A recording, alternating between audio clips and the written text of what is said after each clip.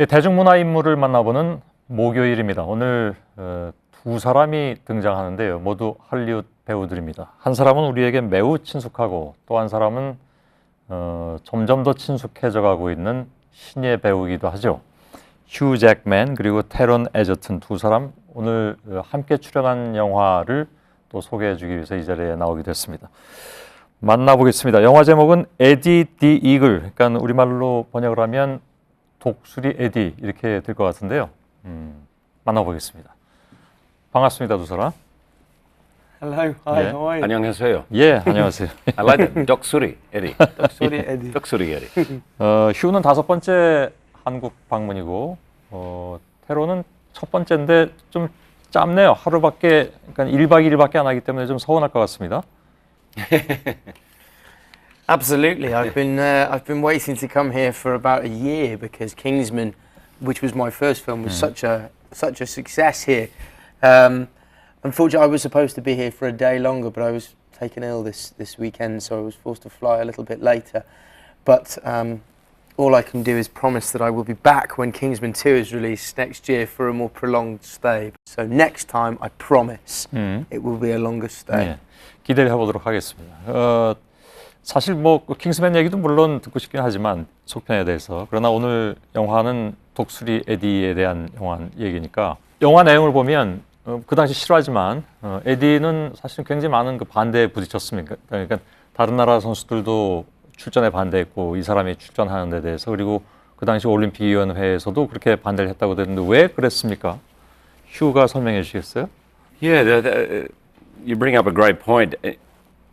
When he competed at the Olympics, there was actually a petition signed by about half of the athletes in the village who saw what he was doing as damaging to them, taking away attention from their efforts and sponsorship, etc., etc. And so there was a section of the world, a lot of the world, who fell in love with Eddie Edwards, but there was a whole lot of people who were really against what he was doing. A divided opinion, and I think that hurt Eddie, actually, in truth. He was a guy who was quite innocent, really just always had this dream of being in the Olympics, and he was there. He didn't want to hurt anyone or take attention away from anyone. And 테런 같은 경우에는 에디에 대해서 잘 알고 있었습니까? 그 전부터 혹시? Well, I wasn't born in 1988. I was born in 1989. So the events of this movie took place when I was still, still an idea. But when Matthew Vaughn being our producer, who also directed and produced Kingsman, when he first approached me about this in late 2014, I kind of panicked really because I thought my lack of knowledge might not go in my favour.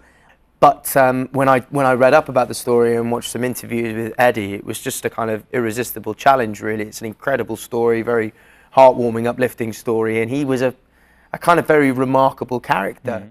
대부분의 모든 스포츠 영화가 그렇듯이 스토리가 이제 비슷하게 가는 경우가 있습니다. 그러니까 역경이 있고 그걸 극복하고 감동이 있고, 이 영화도 어찌 보면 거기서 크게 벗어나진 않는데, 그럼에도 불구하고 에디 디 이글에서 관객들이 느끼는 다른 점이 있다면, 다른 스포츠 영화와 다른 점이 있다면. Yeah. No, totally. Yeah, I think for me, when I read it, it's been described as a sports movie since we've made it, but it was never really felt like that to me. I mean, you only have to look at my physique in this movie to see that I'm, it's not a movie about any kind of athletic prowess. For me, the thing, it's a comedy essentially. It's a comedy with a heart. It's about I suppose, for me, it's more of a buddy comedy. It's a story about two characters coming together and forming this relationship to do something fun and extraordinary, and out of the ordinary.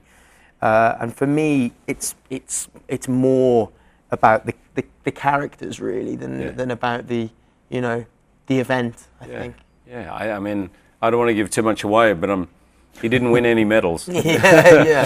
It's an unusual, if it is a sports film, and yes, it's an underdog story of a sort, but it's a very unusual one, which I think is why Eddie captured the imagination.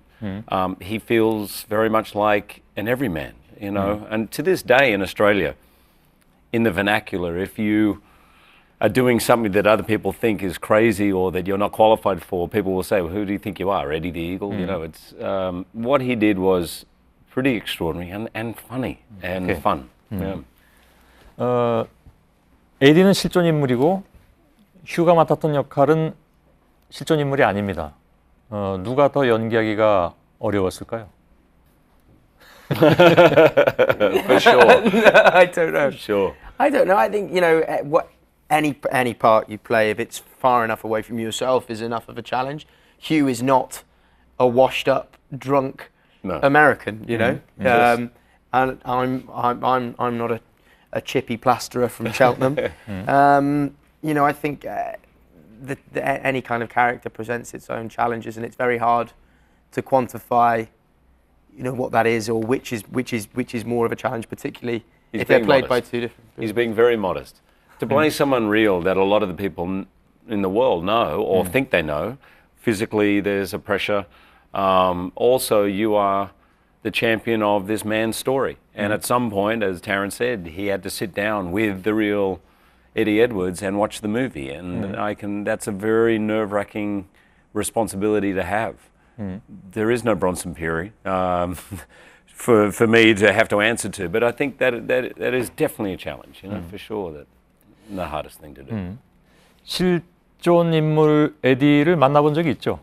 Yeah, I've met him a few times. So before we started making this movie, he was kind enough to let me kind of sit down with him and have a conversation about his experiences and, you know, and how that relates to the film and the story we were trying to tell. He also visited us in Germany when we were shooting, which was amazing, really, because we were actually shooting at one of the many locations where he'd actually trained, you know, nearly 30 years ago. And then, yeah, watching the movie together for the first time, which was really, really, really terrifying, yeah. But he's, you know, as I say, a really fantastic guy and is a big fan of the movie, so we're very lucky to have him on board. And he just did a jump about 4 weeks right? ago, Yeah, a yeah. 90-meter jump at age really? 52. Yeah, yeah. still jumping. 52. He's still jumping. Pretty amazing, really. 예. 두 사람은 21살 차이입니다. 지금은 두 사람을 이렇게 같이 인터뷰하는데 매우 친해 보이지만 촬영장에서도 그랬습니까? Yeah.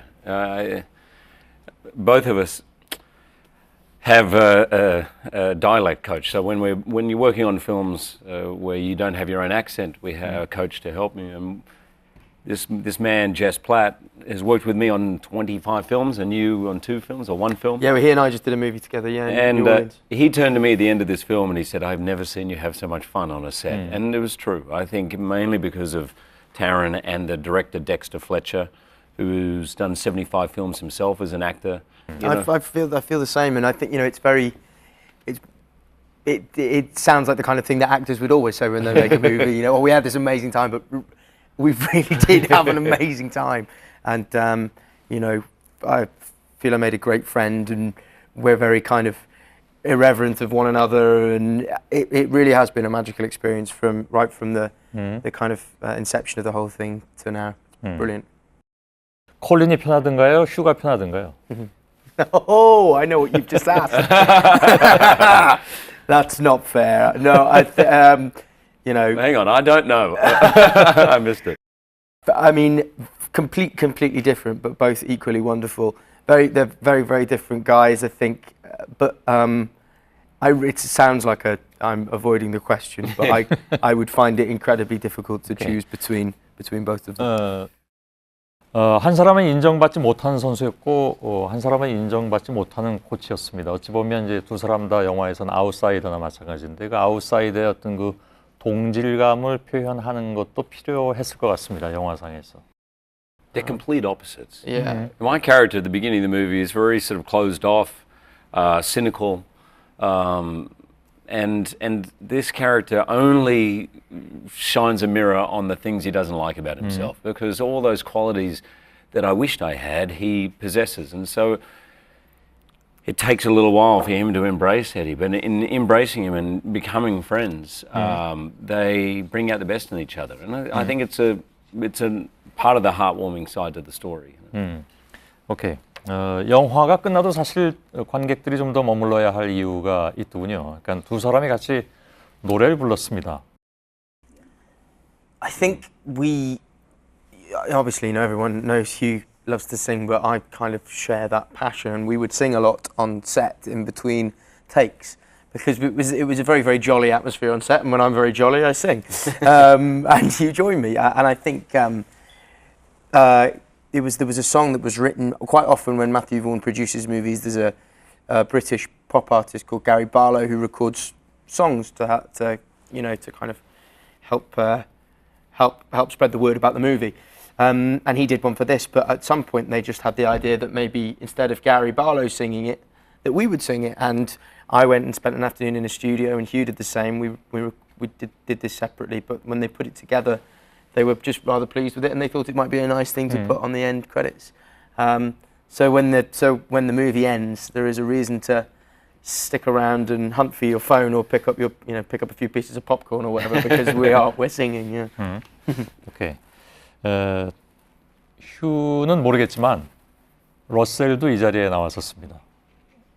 그래서 러셀한테 제가 당신 노래는 휴만은 좀 못한 것 같다라고 얘기를 했더니 그렇게 기분 좋은 표정을 짓지 않더군요.